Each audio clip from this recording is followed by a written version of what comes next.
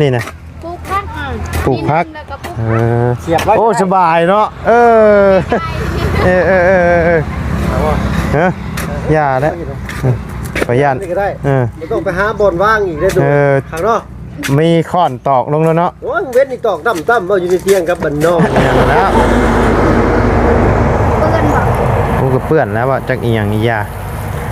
น้ำแสบน้ำยังอีพักมันสิบ่ตายบ่ใช่ให้แม่น้องเราแค่เพิ่นกันเอาเก็บไปกินนะกินเทื่อละ2 เม็ดก็ได้ถูกใจเด้อโดยโอเคซะเนาะพี่น้อง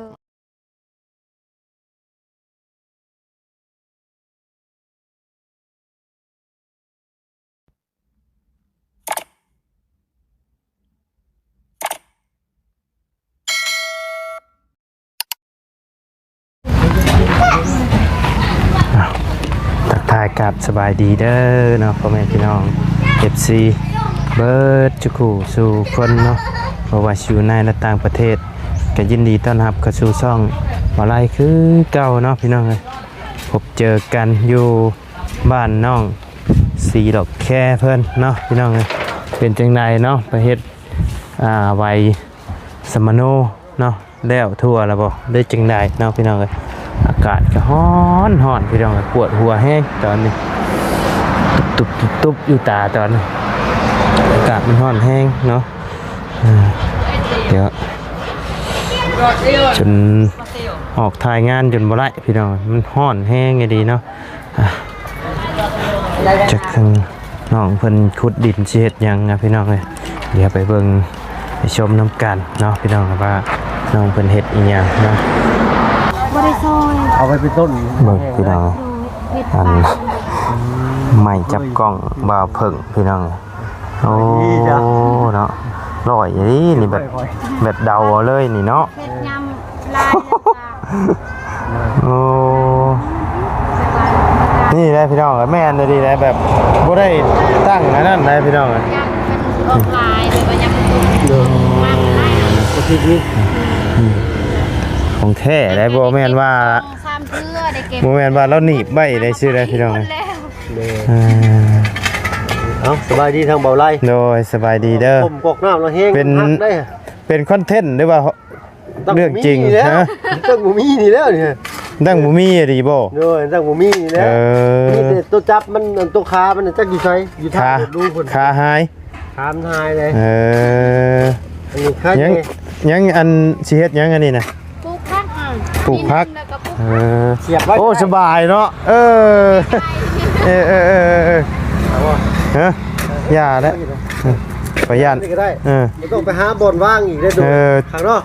มีค้อนตอกลงแล้วเนาะโอ้ยเว้นอีกตอกตั้มๆว่าอยู่ในเตียงกับบันนอกก็มีร่อยดิตั้มๆโลดสั่นเลยพี่น้อยเนาะโอ้ยรุดแล้วขักอยู่หันดิโอ้ยเนาะพี่น้องฮะหันดิเนี่ยเขาบอกว่าจะคมร้ายเขาบอกอยู่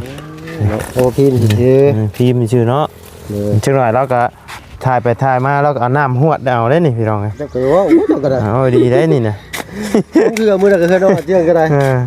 เพื่อจะได้คลิปหนึ่งเอาน้ำหวดอยู่3 เทื่อพี่น้องไงยังจิบปลูกยังไงนี่นะ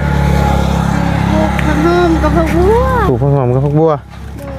ปลูกมองน้ำไหลได้บ่บ้าขันว่าผักหอมกับผักบัวผักอันเดียวก็ได้อยู่เถียงเนาะต้นหอมใช่ไหมบ้านอื่นผักบัวฉันอยู่ไทยอันผักหอมนะเพิ่นเอิ้นผักชีเนาะผักชี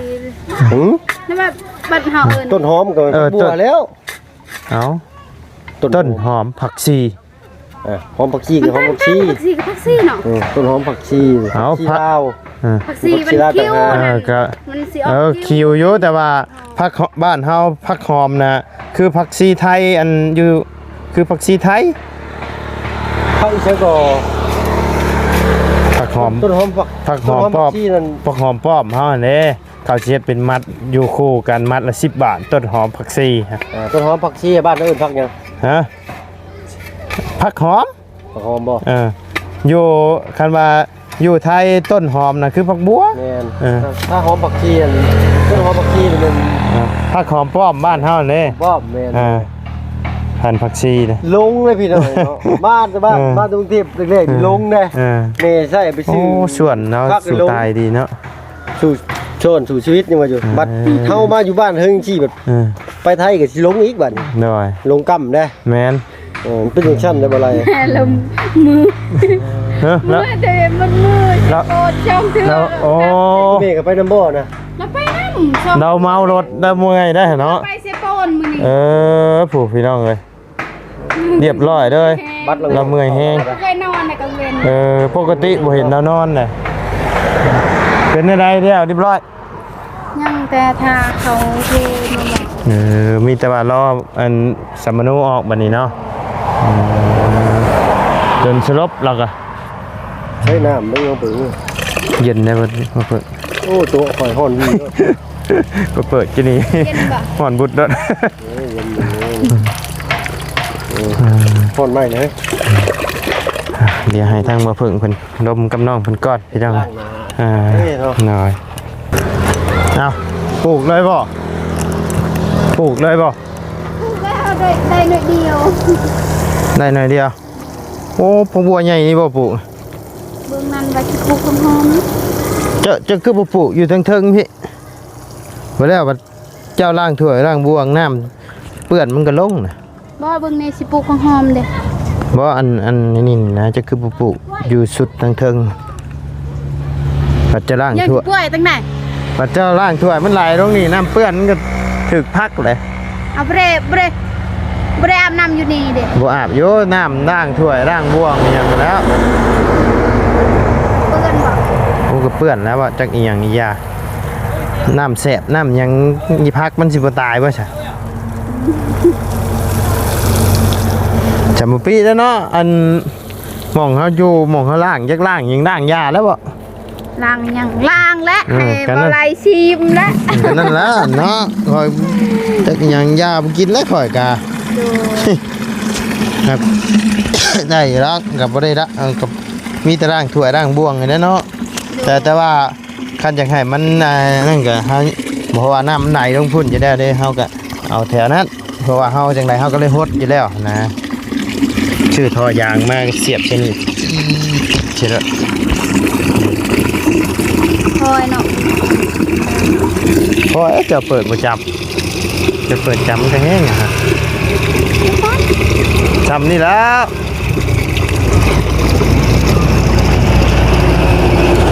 สุดแห้งไงเนี่ยคันความคืด สบายดีก่อน อันยังเงินเก้าฮะแหล้วเลยสบายดีเนาะอย่าให้ถึกน้ำเด้อยังมีอันเดียวอยู่ จะเมื่อไหร่มันสิตายนี่ก็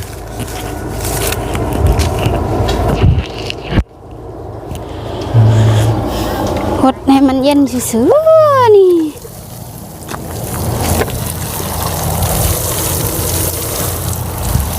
มันคือมีแกบน้ำอยู่นี่ ฮะอยู่ใส่ นี่เจ้าแกบไม่ใช่ปะ เวลาไปซีข้าวก็อันนั้นดิผัดข้าวบ่ เวลาตำเข่าแล้วมาพัดอยู่นี่ โดย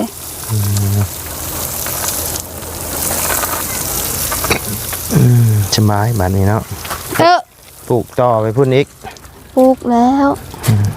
ปลูกแต่ ยังขาดนายพักยัง เจ้าอยากได้นายพักยัง มันได้หน่อยเดียว เจ้าอยากได้พักยังวะ ผักมีแต่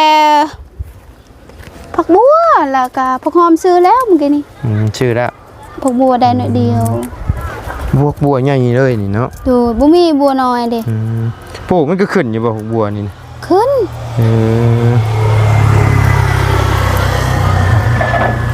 ปลูกแล้วบ่ผักหอม ยังว่าต้องแซ่ก่อน ต้องแซ่ต้องทุบต้องแซ่กันเนาะ โดย ผักกาดเด้มีเลยบ่ ผักกาดมีผักกาดอยู่เฮือน ผักกาดเฮือนบ่แม่นผักกาดตลาด ผักหอมก็มีแล้วเนาะ โดย อยากได้แต่ผักบัวอีกบ่ บ่เพิ่งว่าท่าให้อายมาแต่เฮือนก่อนเด้อเดี๋ยวมาเอาให้ เออ แบบว่าพวกบัวโตหัวน้อยอันเดียว อ๋อ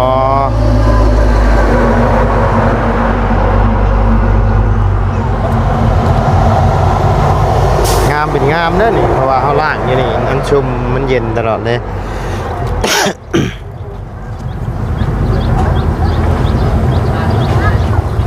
น้ำมันไหลลงพี่ตลอดเราต้องเฮ็ดอยู่เทิงพุ่นมันจังถือ เฮ็ดอยู่เทิงยามนี้มันก็ตาย บ่ตายได้หดคือมื้อบ่หดบ่ซะ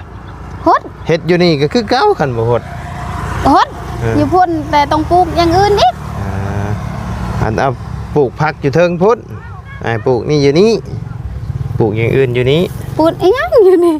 จะอยู่เทิงจะอย่า เห็น ปลู ว่าก ปลูกหมกเพชรมันก็บ่ทันนำจังนั้นนำก็เอาไปหมด ปลูกผักเบิดนั่นแหละปลูก ปลูกผักกาดอยู่ ปลูกผักบงผักหยัง ผงบงบ่มักบ่อยากปลูก บ่มักบ่ มักคือกันแต่บ่อยากปลูกผักบง เป็นอะไรคือว่าบ่อยากปลูก อยากปลูกผักกาดแล้วก็ผักบัวผักหอม อืมปลูกก็เคยเอาไปขายอยู่บ่ ผักหอมบ่ นี่น บ่ มีแต่เอาไปกิน โดย ผักกาดผักหยังนี่แหละเอาไว้ ผักกาดเคยอยู่ไปขาย เคยอยู่ โดย ปลูกก็หลายแล้วนี่ยังเอาสุดฮอดผู้นกไปขายบัดนี้เจ้าก็ซื้อตะนางขาวมาอ้อมทั้งทางอ้อมสุดโอ้คักไปยังทางทั้งนั้นก็ปลูกเลย บ่น้อง แบบบ่ได้เฮ็ดหัวเฮ็ดหยังบ่ปะ เฮ็ด เลย แบบว่าถ้าปะแบบนี้ยานอีกหน่อยมันไปเหยียบเด้เอาไม้อ้อมไว้เด้ ต้องอ้อมแน่เนาะ โดย มันบ่อ้อมนี่บ่ได้กินเนาะพี่น้องเอ้ย มดเด็กน้อยเอาไปลินไปสวนแล้วเขาอยู่เฮือนเด้เด็กน้อย ไปแต่เช้าพุ่นว่าไปอันนั้นน่ะ 7:00นน้องไปแต่เช้า 7:00 น โดย แล้ว ก็ตีกลับแต่เซโปน11:00 นบ่ แล้วก็กลับไปอีก 10:00 นแล้วก็กลับไปสโปนคืนกะฮอด11พอก ลับ ดี กลับมาเอาหยังอยู่พี่ ในบ้านเราลืมจำกาฮูปบอลเฮาถ่ายนี่เฮาติดแล้วเราลืมจำกา ลืมจำกา โดย ต้องมาให้เพิ่นจำให้อีก โดย แล้วก็กลับลงไปอีก โดย จนฮอด มาเจ้ามาคนเดียวแต่ว่า มากับแม่คือกัน บ่ แม่ถ่าอยู่เชฟโปน โดยแม่ทาอยู่เซโปน เออ ปะอยู่หานบอลน้องคายเคืองเราอยู่วันนั้นก่อนเราค่ะว่าแบบว่าเรากลับแบบว่าคือน้องเราคือสิเมื่อย โอ้แนวมันแน่ โดย จากรับอันนั้นหรือยังคือเห็นเงาตะหยอดแต่ว่าลุกไปแล้วพี่น้องบ่เห็นนะผู้พี่มาอยู่มานั่งอยู่แจนี่บาดนี่ เป็นได้ตู้เป็นอะไรลงไปเที่ยวเชฟโปนนะฮะเมื่อยบ่ไปขึ้นไปหาแล้วดู เมื่อยแดดแล้วเอา แดดโอ้ชุดแล้วแต่จูเฮายังบ่ไหวสบายดีเด้อตู้เด้อม่วนบ่ไปเชฟโปนแล้วบ่แล้ววันนี้เนาะยังฮะยังบ่ ยังไปให้เขาโทรบอกแบบไปเอาใบสมบูร มี ณ์แล้ว กันนั่นแหละก็คือแล้วมีแต่รอมือออกวันนี้เนาะ โดยเร็ว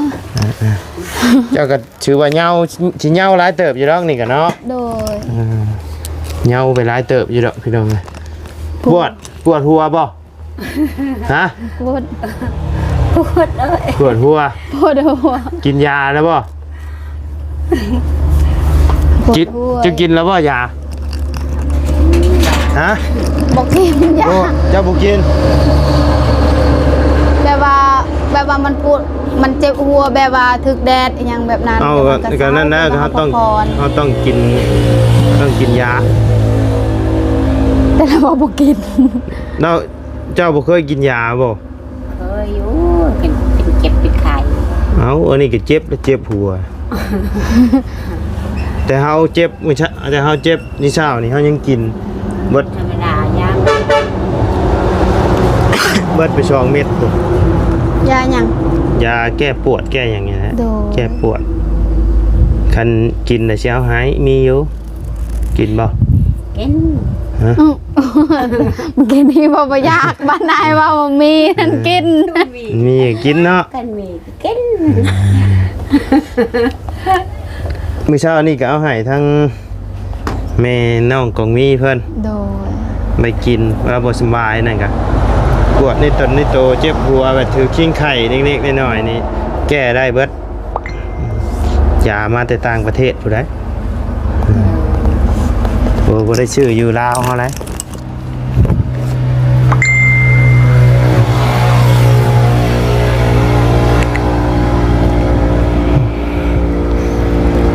เรานานๆไปที่เนาะ ไป เมื่ สิ อย โปนบ่ แม่น เราไปก็ไปบ่อนองการบ่แม่นเข้าตลาดบ่ได้เข้าตลาด มื้อนี้ไปเข้าเลาะเบิดบ่มื้อนี้ บ่ได้เข้ามาแล้วก็มาเลยแล้ว จะไปเรื่อยอยู่บ่ไปเชโปน เลยไปเลย ปีหนึงไปฮอดช่องเทื่อ ปีครับปี ช่องปี3ปียังบ่ได้ไป ไป บ่มีเงินน่ะบ่ได้ไปเนาะ เลย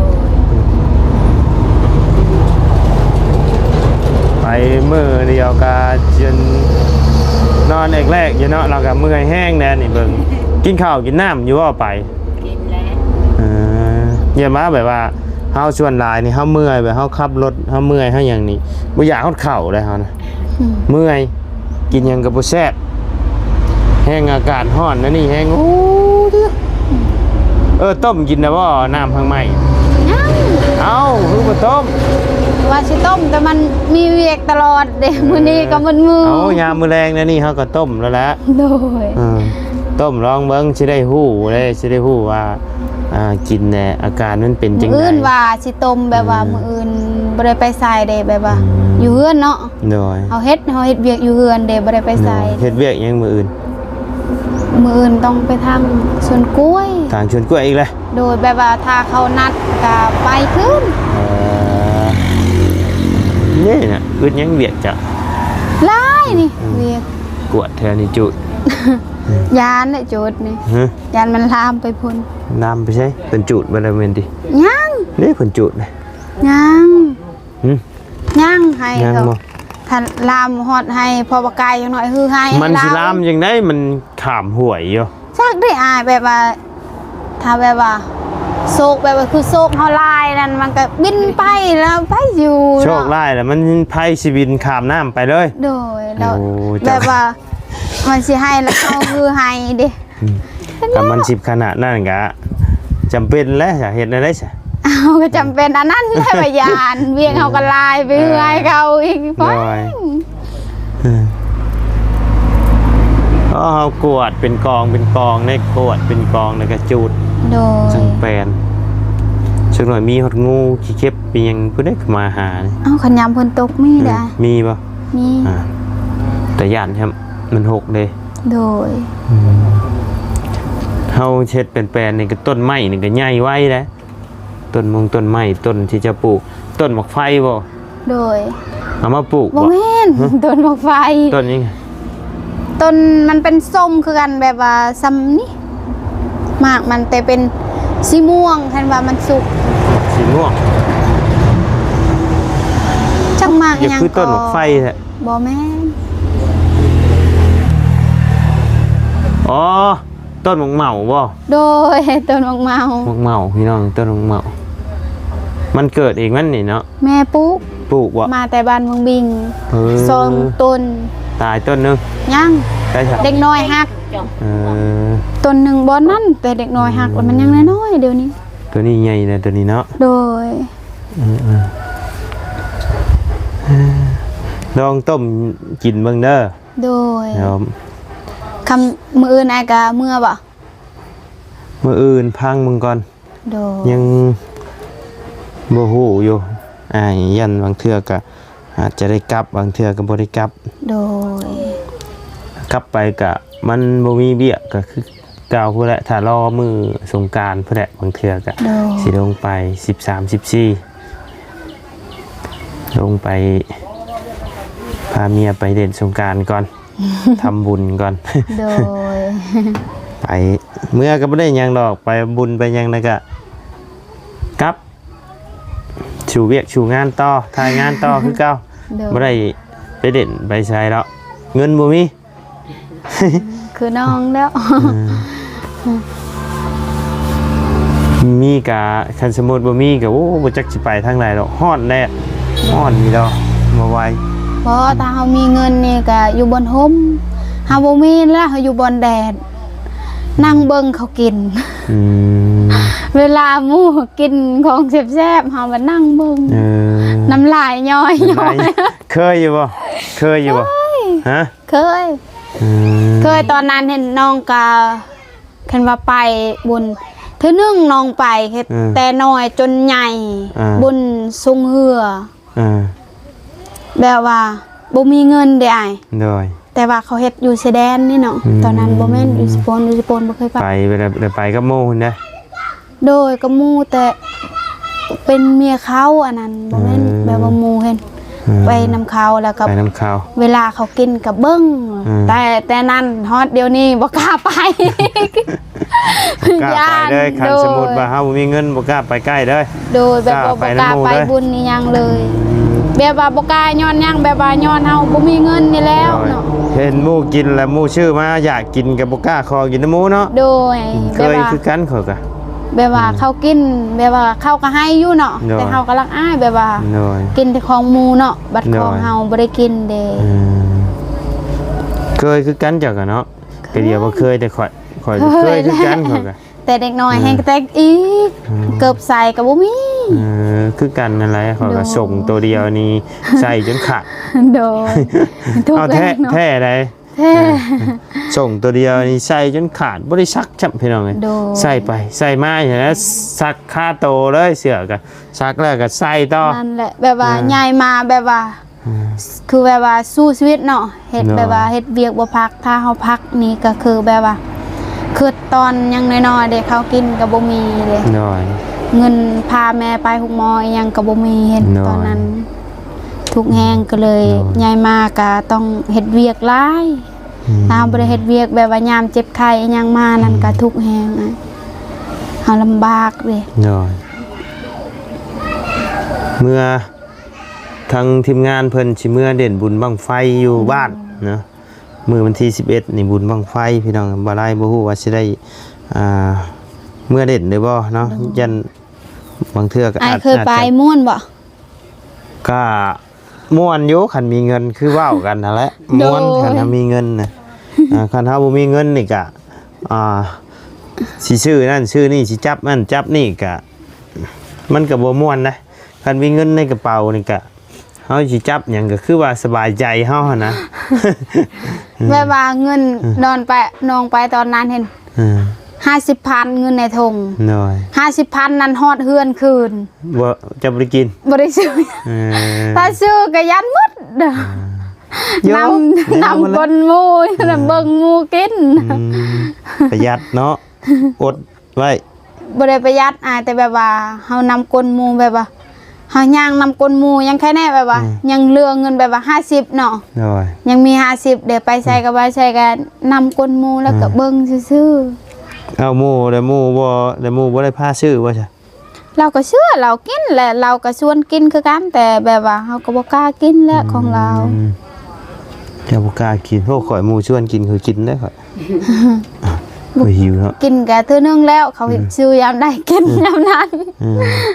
หมู่ชื่อยามใดกินน้ำหมู่ยามนั้นติ โดย อันกินกันเทื่อเดียวนะจับน้ำหมู่กันเนาะ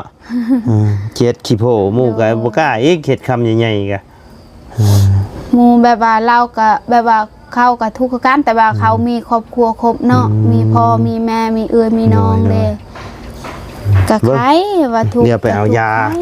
แก้ปวดหัวมาให้ทั้งแม่ตู้แล้วกัน โด เดี๋ยวย ดอกมาเอาอยู่พี่ตู้มาเอาอยู่พี่ ให้แม่เอาบ่ จักกะมาพี่ได้จักกะ มาเอาอยู่ฟังนี่ก็ได้เด้อเดี๋ยวเอายาให้แล้วกันมีแต่คนปวดหัวมั่วเก้าพี่น้องเลยฮะยังอยู่ ยัง สบายดีเด้อ หน่อย เรามาเบิ่งได้เดี๋ยวเพื่อมันเติมน้ำมันสิดอก ไผ เดี๋ยวเพื่อมันเติมน้ำมัน ไอ้เรือเพื่อ เดี๋ยวเพื่อชาแนลเด้ ไผชื่อเรือเพื่อเฮ้ย เดี๋ยวเพื่อเจ้าคน บริเวณเป็นยิปซีร้อยได้ใช่เนี่ย คุ้นๆอยู่เลยเดือเพื่อ ถ้าเติมมันแพงคือกันอยู่ที่ใช้คือกันเนาะ คือการเบิดแต่รถจักรเขานี่ก็ยัง200,000ปลายผู้สิเต็ม ข่อยขี้งออยู่ เกือบ บัดเบิร์นที่เมื่อเนี่ยตก3 ขีดพอได้ เกือบ500ข่อยเรียนนี่ไอ้เฮาเติมน้ำมันไอ้รถจักรนี่ก็เกือบ500 บาท ตั้งก็แสนปลายพุ่นแล้ว นะเอายาให้แม่น้องรถแค่เพิ่นกัน เอาเก็บไปกินนะกินเทื่อละ2 เม็ดก็ได้ ขอบใจเด้อ โดยโอเคสเนาะพี่น้องมาขอไม้หน่อย อ้าว อ่า สบายดี โดยปะโอเคสเนาะพ่อแม่พี่น้องสำหรับคลิปนี้ทางมาลัยก็จะได้ขอจบคลิปปิดคลิปลงไว้เพียงสำนี้ก่อนเด้อพี่น้องเด้อพบเจอกันคลิปหน้าเนาะสำหรับคลิปนี้ไปแล้วพี่น้องสบายดี